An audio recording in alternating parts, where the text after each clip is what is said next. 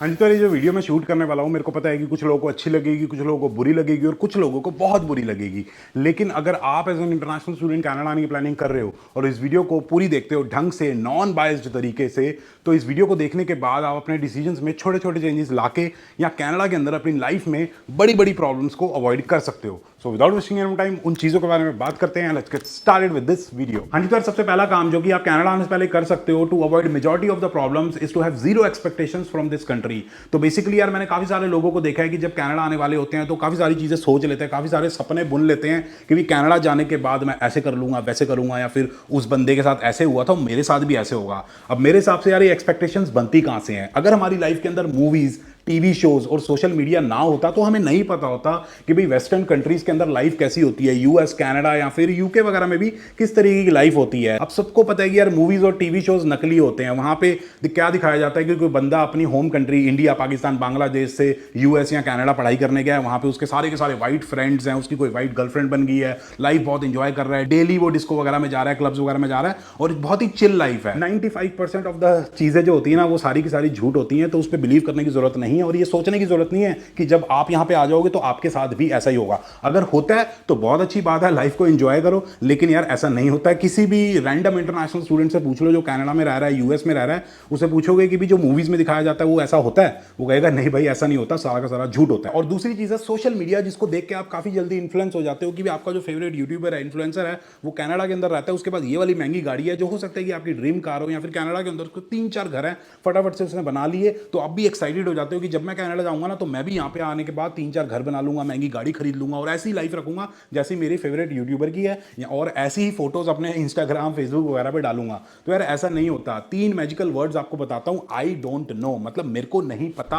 आपके पास कोई भी डेटा नहीं है कि उसने वो सारी चीजें कैसे खरीदी हैं। हो सकता है कि उसने 10 साल बहुत ज्यादा मेहनत की हो, बहुत ज्यादा हसल की हो, तो आपकी जर्नी और उसकी जर्नी अलग होने वाली है। या फिर उल्टा भी हो सकता है कि उसकी फैमिली बैकग्राउंड, मतलब उसका फैमिली बैकग्राउंड बहुत ज्यादा स्ट्रांग है, बहुत ज्यादा पैसा उसका आता है कनाडा में, तभी वो सारी चीजें जल्दी जल्दी वो खरीद पा रहा है। तो आपको कुछ नहीं पता, ठीक है? तो वो सारी चीजें देख के अपनी एक्सपेक्टेशंस सेट मत करो, क्योंकि जब वो एक्सपेक्टेशंस नहीं पूरी होती ना तो यहां आने के बाद दिल बहुत गंदे तरीके से टूटता है। जब गर्लफ्रेंड या बॉयफ्रेंड छोड़ के जाती है ना, वो अलग हिसाब किताब होता है, उसमें इतना नहीं टूटता जितना तब टूटेगा जब आपकी वो एक्सपेक्टेशंस फुलफिल नहीं होंगी। तो अपना दिमाग बिल्कुल खाली करके आओ कि भाई जब मैं यहाँ पे आऊँगा तो एक्सपीरियंसेस वगैरह गेन करूँगा, तो वही मेरे एक्सपीरियंसेस होंगे। तो ये सोच के आओ तो आप ज़्यादा खुश रहोगे। तो छोटी सी भी अचीवमेंट होगी तो उसमें आपको खुशी मिलेगी। प्लानिंग करके आओ कि मैं ऐसे ऐसे करूँगा, लेकिन ये सोच के मत कहो कि भाई मेरे साथ ऐसा ही होगा क्योंकि उसके साथ भी ऐसा हुआ। हाँ जी, तो अगली प्रॉब्लम जो कि काफ़ी सारे इंटरनेशनल स्टूडेंट्स आजकल फेस कर रहे हैं वो ये है कि भी कनाडा के अंदर जो अकोमोडेशन है आज के टाइम पे वो बहुत ज़्यादा महंगी हो रखी है। जो रेंट्स हैं वो काफ़ी ज़्यादा हैं, छत फाड़ के बाहर निकल रहे हैं, ठीक है? अगर हम सिटीज़ की बात करें जैसे कि ब्रैम्पटन, मिसिसागा, किचनर वाटरलू हो गया, टोरंटो हो गया, अगर ब्रिटिश कोलंबिया साइड जाए तो वैंकूवर वगैरह हो गया, या फिर सरी हो गया, तो वहाँ पे रेंट काफ़ी ज़्यादा हो रखे हैं, लाइक $800, $900 पर मंथ, या फिर $1200 पर मंथ टोरंटो के अंदर। मेरा एक फ्रेंड है जो कि मिसिसागा के अंदर जॉब करता है, वो $1550 पर मंथ रेंट देता है एक कमरे के, और शेयरिंग भी करोगे तो $600-700 पर मंथ पड़ ही जाता है। तो काफ़ी महंगा है एक इंटरनेशनल स्टूडेंट के लिए। और स्टूडेंट्स की कमाई कितनी होती है? अगर $16.5 पर आवर मिनिमम वेज है ओंटारियो के अंदर, तो 1000, 1200, $1100 कमाई होती है। उसमें से अगर $800, $700 रेंट ही चला जाएगा और बचे पैसों से आप ग्रोसरी खरीदोगे, फोन का खर्चा होता है और भी जिंदगी में खर्चे होते हैं, तो बचेगा कुछ नहीं। तो फीस कैसे निकलेगी, लोन कैसे उतरेगा, और अपनी लाइफ कैसे जिएंगे, आगे की लाइफ कैसे प्लान करेंगे, कुछ इन्वेस्ट करना है वो कैसे करेंगे? तो काफी बड़ी प्रॉब्लम है। अब इसका सोल्यूशन ये है कि यार देखो, ब्रैम्पटन, मिसिसागा, टोरंटो, अगर मैं ब्रिटिश कोलंबिया की बात करूं तो वैंकूवर, सरी। कनाडा सिर्फ ये नहीं है, इससे बाहर भी बहुत बड़ा कनाडा, ठीक है? बहुत सारी ऐसी सिटीज है जहां पे रेंट आज के टाइम पे भी कम है। अगर उसको कंपेयर करोगे 2018 से, तो ऑब्वियसली यार रेंट बढ़ चुका है, लेकिन still compare to bigger cities जैसे कि ब्रैम्पटन, मिसिसागा एंड ऑल, उससे काफी कम रेंट है वहां पे। फॉर एग्जांपल सार्निया हो गया, लंदन में भी थोड़ा कम रेंट है, सडबरी हो गया, सुसेंट मैरी हो गया, थंडर बे जैसी जगह हो गई, या फिर वैंकूवर साइड चले जाओ तो कैमलूप्स हो गया, कैलोना हो गया। तो आप ऐसी जगह जाके अपनी पढ़ाई कर सकते हो अगर आपका कोर्स ऐसा है जो कि वहां के कॉलेजेस या यूनिवर्सिटीज में पढ़ाया जाता है। बच्चे आर्ग्यू करते हैं कि भी छोटी सिटीज में अगर हम जाएंगे तो वहां पे अपॉर्चुनिटीज नहीं होती। कोई बात नहीं यार, अपॉर्चुनिटीज नहीं होती तो क्या हो गया, अपनी पढ़ाई कंप्लीट करने के बाद आप बड़ी सिटी में आराम से मूव हो सकते हो, अपनी फील्ड जॉब ले सकते हो। छोटी सिटीज के और भी बड़े सारे फायदे हैं, उसके लिए मैं प्रॉपर वीडियो बना सकता हूं, कमेंट करके जरूर बता देना। तो डेफिनेटली आप थोड़ी सी रिसर्च करो, कंसीडर करो कि मैं छोटी सिटी में जाके अपनी पढ़ाई करूं, जहां पे आपके पैसे भी बचेंगे, टाइम भी बचेगा और काफी सारा आपका फायदा होगा। अब यार अगर आप कनाडा आ ही रहे हो तो एक बहुत ही बढ़िया सर्विस अवेल कर सकते हो जो मेरे टाइम पे तो अवेलेबल नहीं थी। तो बेसिकली आप कनाडा आने से पहले ही इंडिया में अपने घर बैठे बैठे एक कनेडियन नंबर ऑर्डर कर सकते हो। इसमें आपको सिर्फ $40 के अंदर 30 GB of data, unlimited Canada wide calling और मैसेजिंग मिलती है। तो आफ्टर रीचिंग कनाडा, एयरपोर्ट से निकलने के बाद अगर आपको किसी को कॉल करना है, फ्रेंड या फैमिली मेंबर को आपको पिकअप करने के लिए, बुलाने के लिए, या फिर कनाडा आने से पहले अगर आप रेज्यूमे पे अपना फोन नंबर डाल के फुल टाइम या फिर पार्ट टाइम जॉब्स के लिए अप्लाई करना चाहते हो, तो अगर आपके पास पहले से ही एक कनेडियन नंबर होगा तो ये सारी चीजें करने में आपको कोई भी दिक्कत नहीं आएगी। और इसके बारे में मेरे को सबसे बढ़िया चीज ये लगती है कि जब आप कनाडा आने के बाद कोई फोन नंबर वगैरह लोगे तो आपको $50 या $60 एक्टिवेशन चार्जेस देने पड़ेंगे। लेकिन अगर आप एक कनेडियन सिम लेते हो तो आपको कोई भी एक्टिवेशन चार्जेस देने की जरूरत नहीं है। और साथ के साथ जो सिम कार्ड है वो इंडिया में आपके घर पे फ्री ऑफ कॉस्ट डिलीवर किया जाए। तो अगर आप भी यार कनाडा आने से पहले एक कनेडियन नंबर ऑर्डर करना चाहते हो, टेंशन फ्री हो जाना चाहते हो, तो लिंक डिस्क्रिप्शन में दिया हुआ है, उस पर क्लिक करके बिना किसी दिक्कत के एक कनेडियन सिम ऑर्डर कर सकते हो। बाकी अब अपने वीडियो को कंटिन्यू करें। सर अगली प्रॉब्लम जो कि बहुत सारे इंटरनेशनल स्टूडेंट्स आजकल फेस कर रहे हैं, परेशान हो रखे हैं कि भाई कोई सोल्यूशन बता दो कि मेरे को कनाडा आए हुए 1 महीना हो गया, 2 महीने हो गए, 3 महीने हो गए, लेकिन मेरे को कोई भी पार्ट टाइम जॉब नहीं मिल रही है, कोई भी इनकम का सोर्स नहीं है, खर्चे पे खर्चे होते जा रहे हैं, मेरी जीआईसी खत्म हो रही है, हर महीने रेंट आ जाता है, ग्रोसरी करनी पड़ती है क्योंकि ये तो जरूरत के खर्चे हैं, ये तो करने ही पड़ेंगे। तो हमारी जीआईसी खत्म हो रही है, तो जीआईसी खत्म हो जाएगी तो थर्ड सेमेस्टर की फीस वगैरह कैसे देंगे, फोर्थ सेमेस्टर की फीस वगैरह कैसे देंगे, तो कुछ बताओ क्या करें। तो यार इसका मेरे हिसाब से एक ही सोल्यूशन निकल के आता है, इनफैक्ट 2 सोल्यूशन निकल के आते हैं। पहला सोल्यूशन ये है कि भाई आपको हार्डवर्क करना पड़ेगा, आपको हसल करनी पड़ेगी, आपको स्टोर टू स्टोर जाके अपना रिज्यूमे ड्रॉप करना पड़ेगा। अगर उससे बात नहीं बन रही है तो देखो आप कहाँ पे गलती कर रहे हो, मे बी आपकी अवेलेबिलिटी सही नहीं है, या फिर आप जिस स्टोर में आप रिज्यूमे ड्रॉप कर रहे हो उसके साथ आपकी अवेलेबिलिटी मैच नहीं हो रही है, क्योंकि अवेलेबिलिटी बहुत बड़ा फैक्टर प्ले करता है। क्योंकि मान लो किसी स्टोर में आपको जॉब करनी है, किसी रेस्टोरेंट में अगर आपको काम करना है, तो कोई स्पेशल स्किल की जरूरत नहीं है, जिसकी अवेलेबिलिटी मैच करेगी उसको जॉब मिल जाएगी। ठीक है। दूसरा सोल्यूशन ये है कि यार रेफरेंस ढूंढो, कोई ना कोई अपना कनेक्शन जगाओ, आपका स्कूल का दोस्त, आपका कॉलेज का दोस्त, आपका कोई दूर का रिश्तेदार या फिर कोई दूर का कनेक्शन हो, उससे रेफरेंस लेने की कोशिश करो। लेकिन एक चीज याद रखना, मेरे एक्सपीरियंस से ऐसे बंदे से आप अपना रेफरेंस लेना जो 4 साल बाद आपको टॉन्ट ना मारे कि भाई मेरी वजह से तेरे को स्टूडेंट टाइम पे जॉब मिली थी। वैसे बंदे से रेफरेंस लेने की कोई जरूरत नहीं है। ठीक है। किसी की यूट्यूब वीडियो पे कमेंट करके, सोशल मीडिया पे कमेंट करते कि भाई कनाडा में तो जॉब्स ही नहीं है, हम तो बहुत परेशान है, या फिर झूठी गल्ला ना मार, कनाडा कोई जॉब है नहीं, तू एवं बोली जाना है। ऐसे कमेंट करने से कुछ नहीं होने वाला, आपको कोई महीने के $1000 नहीं दे रहा कि आप अपना रेंट निकाल लो, ग्रोसरी निकाल लो।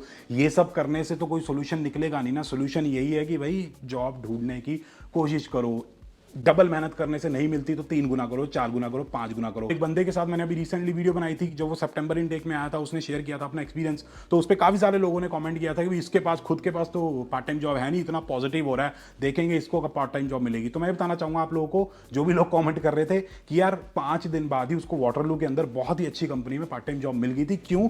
पहली चीज वो पॉजिटिव था, दूसरी चीज उसने बहुत ज्यादा मेहनत की, हर जगह जाके वो रिज्यूमे ड्रॉप कर रहा था, उसको पता था मेहनत कर रहा हूं डेफिनेटली उसका फल मिलेगा, और उसको मिल भी गया। तो इसी तरीके से मेहनत करते रहो, जो मेहनत करेगा उसको पार्ट टाइम जॉब मिल जाएगी। Hard work and hustle, these 2 are the keys to do anything. चलो ठीक है यार, अकोमोडेशन का अपना सोल्यूशन निकल गया कि किसी छोटी सिटी में जाके अपनी पढ़ाई कर लेंगे, रेंट उतना थोड़ा सा कम हो जाएगा, पैसे थोड़े से ज्यादा बच जाएंगे। पार्ट टाइम जॉब का भी सोल्यूशन निकल गया कि मेहनत ज्यादा कर लेंगे, हसल ज्यादा कर लेंगे तो पार्ट टाइम जॉब भी मिल ही जाएगी। लेकिन पढ़ाई कंप्लीट होने के बाद हमें अपने ही फील्ड में अच्छी सैलरी वाली फुल टाइम जॉब चाहिए, तो उसका क्या सोल्यूशन है? अब यार उसका सोल्यूशन पढ़ाई कंप्लीट होने के बाद नहीं मिलेगा आपको, वो मिलेगा आपको जब आप कनाडा आने की प्लानिंग कर रहे थे, अपना कोर्स सिलेक्ट कर रहे थे। तो बेसिकली यार एक ऐसा कोर्स लेके कनाडा आओ, ये मैं 20 बार बता चुका हूं, जिसकी एक्चुअल में इंडस्ट्रीज के अंदर डिमांड होती है, रिक्वायरमेंट होती है, या फिर उन कोर्सेज के अंदर कुछ अच्छे स्किल्स वगैरह सिखाए जाते हैं आपके फील्ड से रिलेटेड। बहुत सारे बच्चे बहुत सारे ऐसे कोर्सेज लेके आते हैं जिनके अंदर कुछ नहीं पढ़ाया जाता। 10th के अंदर, 12th के अंदर, 11th के अंदर जो चीजें पढ़ाई जाती है ना, वो वहां पे पढ़ाए जाते हैं। बेसिक इंग्लिश, बेसिक मैथमेटिक्स, जिनकी इंडस्ट्री के अंदर कोई रिक्वायरमेंट नहीं है। वो कोर्सेज इसलिए बनाए जाते हैं ताकि कोई बंदा अगर अपनी होम कंट्री से कनाडा इमिग्रेट होना चाहता है, उसको कोई जरिया नहीं मिल रहा, तो वो स्टडी वीजा लेके, वो कोर्स लेके कनाडा आ सकता है और इमिग्रेट हो सकता है और यहाँ पे सेटल हो सकता है। पढ़ाई कंप्लीट होने के बाद जो करना चाहे कर सकता है, ट्रकिंग में जा सकता है, सेल्स में जा सकता है, या फिर किसी और फील्ड में जा सकता है और अच्छा पैसा बना सकता है। वो कोर्सेज इसलिए नहीं होते कि आप वो पढ़ाई करने के बाद उसी से रिलेटेड अपने फील्ड में जॉब वगैरह करोगे और पता नहीं क्या ही कर लोगे। $10,000 पर सेमेस्टर आप एक कोर्स के दे रहे हो, तो सोच क्या होगी भी कुछ सीखने को मिलेगा, तभी तो आगे जाके आप अपनी एक ढंग की जॉब ले पाओगे।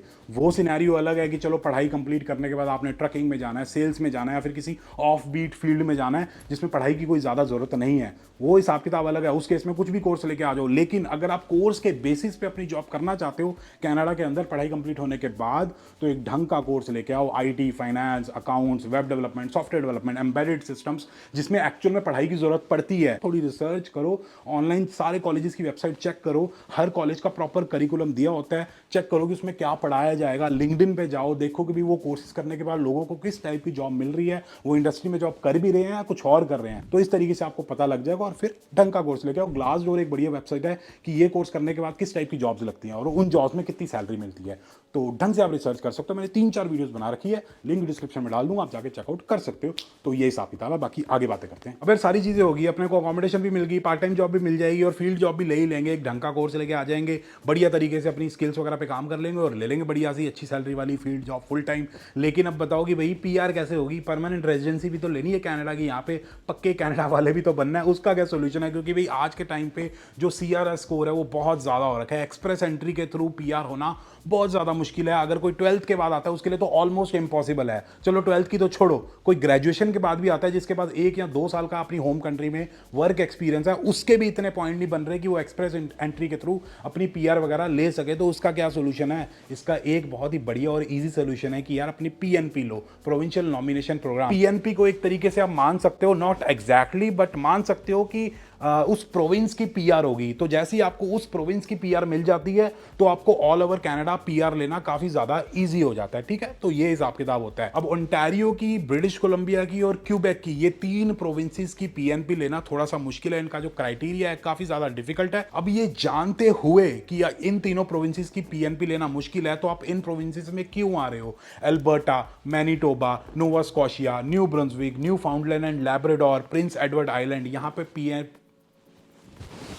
ये प्रोविंसेस हैं जहां पे पीएनपी लेना बहुत इजी है। मैनिटोबा में अगर आप पढ़ाई करते हो तो 6 महीने में आपको पीएनपी मिल जाएगी और 1 साल के अंदर अंदर आपकी पीआर हो जाएगी। अटलांटिक प्रोविंसेस जो मैंने आपको बताई, Nova Scotia, Newfoundland and Labrador और कौन सी है, New Brunswick, Prince Edward Island, यहाँ पे सिर्फ आपको पढ़ाई करनी है, जॉब भी नहीं चाहिए। मतलब कोई भी जॉब कर लोगे आपको पीआर मिल जाएगी बहुत ही आसानी से। अब ओंटारियो, ब्रिटिश कोलंबिया और क्यूबेक के अंदर ऐसा तो है नहीं कि बहुत ही स्पेशल से कॉलेजेस है कि वहाँ पे आप पढ़ाई कर लोगे तो पता नहीं क्या ही हो जाएगा, बहुत ही तगड़ी जॉब लग जाएगी। ठीक है, दूसरी प्रोविंसेस में भी अच्छे कॉलेजेस है, वहाँ पे पढ़ाई करोगे तब भी आपकी जॉब लग जाएगी। पर्सन पे डिपेंड करता है कि सारी चीज़ें कैसे परस्यू करते हैं। मैं ऐसे बंदों को भी जानता हूँ जिन्होंने ओंटारियो के अंदर अच्छे अच्छे कॉलेजेस में पढ़ाई की है लेकिन उनको कोई जॉब ही नहीं मिली, और ऐसे बंदे भी है जिन्होंने अल्बर्टा या फिर नोवा स्कॉशिया से पढ़ाई किया और पता नहीं कौन सी टॉप क्लास कंपनीज में अपनी जॉब कर रहे हैं। और ऐसा नहीं, और यूनिवर्सिटीज़ की बात करें तो अल्बर्टा में टॉप नंबर 4, मतलब 4 रैंकिंग वाली यूनिवर्सिटी है, यूनिवर्सिटी ऑफ अल्बर्टा।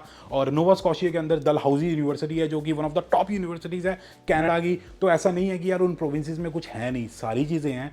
तो वहाँ पे जाओ, अपनी पीएनपी लो, पीआर वगैरह लो और कुछ टाइम रहो। और मेरे हिसाब से वहाँ भी सेटल होना बढ़िया है, नेचुरल ब्यूटी बहुत ज़्यादा है। ओंटारियो में तो यार खच्ची हो रखी है तो कोई फायदा नहीं है ओंटारियो ब्रिटिश कोलंबिया आने का। तो यार पीआर भी हो जाएगी, सब कुछ हो जाएगा, हिसाब किताब सस्ता है। तो पता नहीं क्यों लोग ओंटारियो, ब्रिटिश कोलंबिया और क्यूबेक भागते हैं।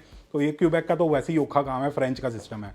तो प्लीज़ कंसीडर करो दूसरी प्रोविंसेस भी, यही कहना चाहूंगा। तो यार ये कुछ चीजें थी which I wanted to share with you. तो जो भी लोग कनाडा आने की प्लानिंग कर रहे हैं लेकिन वो घबराए हुए हैं कि भी कनाडा में बहुत सारी प्रॉब्लम्स हैं, कनाडा इस, तो मैं ये बताना चाहूंगा कि यार पूरी दुनिया में कुछ ना कुछ प्रॉब्लम्स हैं। इंडिया में कुछ प्रॉब्लम्स है, कनाडा में बहुत सारी प्रॉब्लम्स है, US, New Zealand, Australia, Uganda, Namibia, south Africa, हर एक कंट्री में कुछ ना कुछ प्रॉब्लम्स होती हैं। इसका मतलब ये नहीं है कि हम अपने ड्रीम्स पूरे ना करें। बाकी ये वीडियो मैं बाहर बनाना चाहता था लेकिन हवा बहुत ज़्यादा चल रही है, फॉल सीजन आ गया है तो माइक के अंदर कुछ पुछ पता नहीं क्या होता रहता है, तो इसलिए मैंने घर में वीडियो बना ली। बाकी अगर आप लोगों को वीडियो पसंद आई तो please like, share and subscribe. And as always, जब तक अगली बहुत ही बढ़िया सी वीडियोस वगैरह नहीं आती हैं, stay healthy and keep hustling.